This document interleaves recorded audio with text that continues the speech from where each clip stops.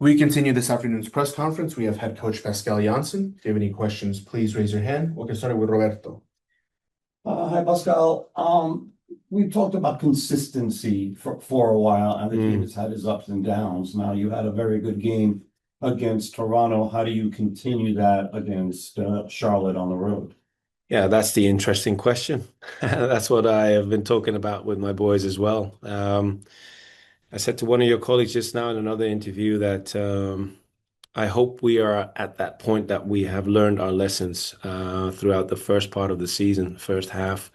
That goes for the away games as well. I told the other guys just now the game that comes to mind is the one away against Atlanta, where we had 60 minutes of good play, but we still lost that game. And that is, in a nutshell, the story of our away games in general, because the majority we've controlled those games, apart from a few, got close to a good result, but didn't get the result that we were looking for at the end. And those things have been reviewed, discussed, and hopefully we'll do better in the second part of the season. What do you think the biggest lesson is that the team has to learn? Well, from a game management perspective, it's very interesting. Again, the game against Atlanta tells a lot of that story. If you go up 3-1 in an away game like that, you should be controlling the game till the end. But like in a few other games, we gave the opportunity for the opponent to get a bigger piece than they had all along going to that moment. Those are moments that we think we recognize better now, and execute better in the following games is something that we're looking for now. On to the Zoom, we'll go with Justin. Hey, Coach, Justin Egan, the outfield. I You just said previously that off the field adjustments in MLS have been tougher than the on the field ones. And with this road trip going through North Carolina and Central Florida and Texas and Kansas in the middle of July, I'm wondering, how are you preparing for the heat and humidity? Have you had to change anything in your usual training or routine to deal with the conditions? Oh, that's the major part of the adjusting ourselves and making sure that we're ready for the stretch away, especially in the circumstances that you described just now. So the human performance team has done everything within their power to make sure that everything in the program in and around the pitch has been adjusted in order to deal with the heat and the humid circumstances that we're going to experience. But the good thing is, though, that we're going to play an opponent every time that has the same has to deal with the same issues.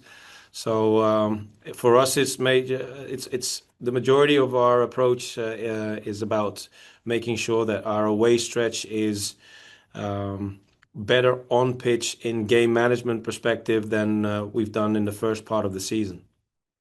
Michael? Pascal, it's Mike Andrew from Blue City Radio. Thanks for the time. Hey, Mike. Given the team's record this year on the road, what are your expectations out of the next 4 games? It's a big, massive opportunity to do better than we've done so far with our away games. As I mentioned to your colleague just now, we've been close to good results on the away games until now, but not close enough. So we didn't get the results that we needed to get in the away games, and that is still one of our targets to do better in away games. And like I mentioned to your colleague just now, having learned the lessons from the first part of the season, the first half of the season, is something that we have to take with us into the second part of the season. Andrew? Hi, it's Andrew Lee with Hudson River Blue. So you've had one of the better defensive records in the league so far this season in terms of just goals conceded, despite having a lot of different personnel and a lot of different sort of maybe shapes during games that you've played. What do you think has helped you guys be so sort of successful in that area, despite the changes that have happened like game to game? And how important is that kind of to keep going now that you have these games on the road where they're usually pretty tight and kind of like may come down to one goal kind of thing? Yeah, we've experienced that so far already in the first half of the season. So defensively, we're doing pretty decent, keeping the low numbers in conceding and the XG against, like they say nowadays. But that is something that we also work on a lot during our training sessions to make sure that we do this as a team.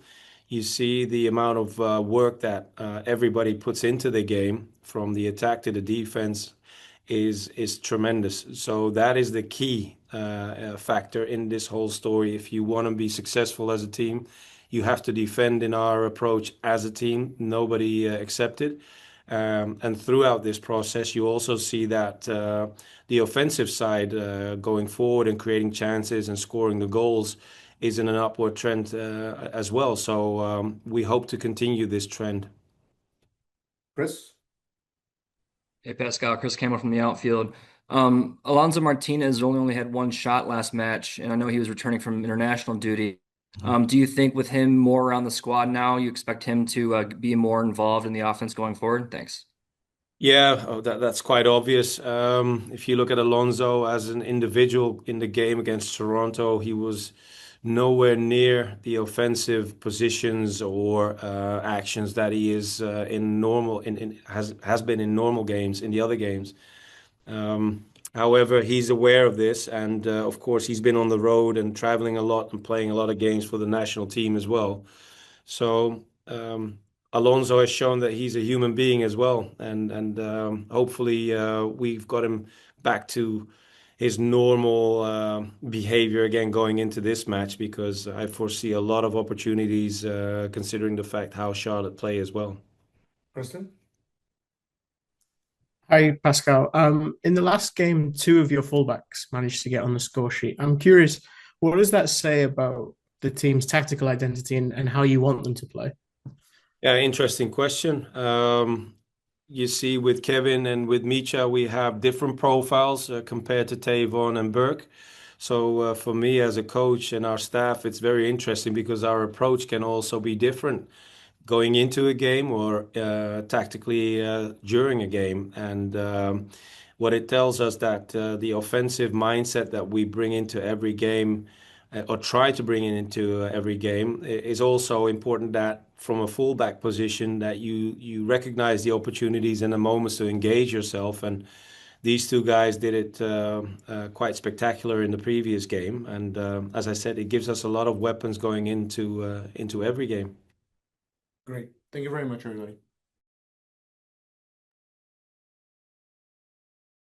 Good afternoon, everyone. Welcome to today's pre-match press conference ahead of our game against Charlotte. We have defender Kevin O'Toole. If you have any questions, please raise your hand. We're going to start with Glenn. Defender or attacker?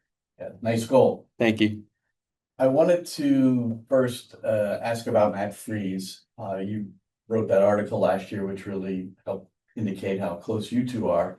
So I wonder what it was like for you watching him and understanding that for at least a time he was the #1 keeper for the U.S. Yeah, definitely super proud of him. I know it's been a goal of his for a long time, and for him to, realize that goal and then also suit up as a starter for 7 matches or whatever it was yeah, awesome to see. And it was fun to cheer him on from afar. And in the same vein, it's not a huge surprise because I think we've seen how much he's developed here in his starting role, and then more than deserved that call up and the chance to suit up. And so everything that we've seen has kind of just been on that same trajectory that he's been on for a long time now. And I think that opportunity was a long time coming for him. So yeah, super pumped for him, and I think he'll run with this opportunity and achieve much more. When he was getting prepared for the penalty kick shootout, what were you thinking then as far as how he might do? Yeah, I mean, I know some of the behind the scenes that goes into that, so I had no doubt that he would put on a show, and I think it was fitting that the only one that he didn't guess right on was Alonso's, because he's seen so many of them, and I'm sure the mind games between them two, in those few seconds there were pretty significant, and I think it was the best scenario that we could have had for both our players. So I'm glad that both of them got to shine on that stage and prove themselves. Well, let me follow up on that. I mean, you mentioned it. When you saw Alonso wink at Matt, what went through your mind? Yeah, it was just a funny moment. I think that kind of sums up Alonso's personality, that he's like a really serious striker and about his business, but he also has kind of like a funny and chill side to him, where he can kind of feel that pressure, but in the same vein, just kind of in his own way, kind of dismiss it and be cool about his business and finish the penalty. So it was a funny moment, and it's cool that, we all kind of have the behind the scenes view on it, and we know how them two interact. And yeah, it was a cool moment. You were out for a long time with an injury. Did that give you a chance to like either study your position, study your team, and see things differently while you were out? And did that in any way have anything to do with the goal that you wound up scoring? Yeah, I think being sidelined for whatever reason always gives you a new perspective and a new hunger to kind of reset and just want to be out there more than ever. And I think, my perspective is always to, if I'm not in the starting lineup, just to come on the field and bring as much energy as I possibly can. Especially in that moment in the game where we've gone up 2-0 and then I come on as soon as the goal was conceded and we're in the 2-1 situation where the momentum can kind of flip in their direction. And I think my way of kind of combating that was just to be as positive and attack minded as possible and to try to increase the advantage. And so I think, the play developed from Hannes really well, where he pokes the ball away and he and Maxi play a great combination. And then I just make kind of a run where I'm originally wanting to overlap Maxi and then see the opening in the inside, and Hannes plays a great cutback. And so, yeah, I think it's just my preference for just being attack minded and wanting to run and get in the box. You play Charlotte, obviously. What are your thoughts going into that game, considering everything that's happened in the past over there? Yeah, it's definitely a tough environment to play in, but an exciting one. They always have great turnout, and that's something that's really exciting when we go around the league and we play in front of those types of fan bases. I think they come into it on a bit of a down period as a team in terms of their results, and those are sometimes the hardest teams to play against, where their backs are against the proverbial wall and they're looking to dig themselves out of it. So. We're aware of that, and we're aware of the areas that we can try to exploit in their setup, and we'll do the best we can with that. Great. We're going to go on to the Zoom with Justin. Hey, Kevin, Justin Egan, the outfield. Building off of Roberto's question, when you went down injured, Pascal shifted to, I guess you could call it like oops all center backs, and it worked out pretty well. Did you have any concerns when you were returning about your role or playing time once you now returned? Hey, thanks for the question. I don't know. I mean, I think it was just a system that we were looking at, and obviously, Burke and I are very different profiles, and I think the way that Burke plays as more of a center back and creating a back three was very important to the way we approached a lot of those games. So I think he's done a great job, and I think our team as a whole is just very adaptable. We can give different looks, and I think that's one of our strengths. Whether it's Burke in there and it looks more like a three back, or if I'm in there and it looks more like a traditional four back. So yeah, I mean, no, I wasn't stressed or concerned or anything. More just kind of a testament to our team's flexibility in our build out. Andrew? Hey, it's Andrew Lee with Hudson River Blue. You and Michi Ilinic both scored in the game against previously. As fullbacks while playing under Pascal Jansen, I guess how does that experience, like, what, as a player who kind of has said you like to be an attacking minded player, is that something that he's encouraging, and like do you feel like that's sort of helped you under him this season and just as the team plays? Yeah, I think, as a fullback in this system, I think Pascal just wants us to play to our strengths, right? And I think Micha and I are two players that can get up the field, and I think you saw that in the last game where we're both getting on the score sheet. So we just try to play within ourselves, and I think Pascal really encourages that. And obviously, he's got his tactics when we're on the ball and his tactics when we're off the ball. But in that, I think he's trying to fine tune ways that we can all kind of show our best qualities, and I think that's kind of the approach that I've taken and the approach that we've taken as a group. Michael? Hey, Kevin, it's Mike Andrew from Blue City Radio. Thanks for the time. More than one or two players have mentioned that under Pascal, they feel more free. Maybe a term they would use would be unlocked. from, as opposed to playing under Nick Cushing. What does that mean to you? And do you feel that you share that sentiment?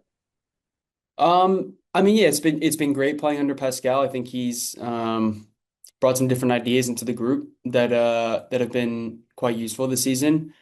And yeah, I think, I always try to, when I'm on the field, play within myself and play to my strengths. And, I think to a large extent I did that last year, and I'm trying to replicate that this year.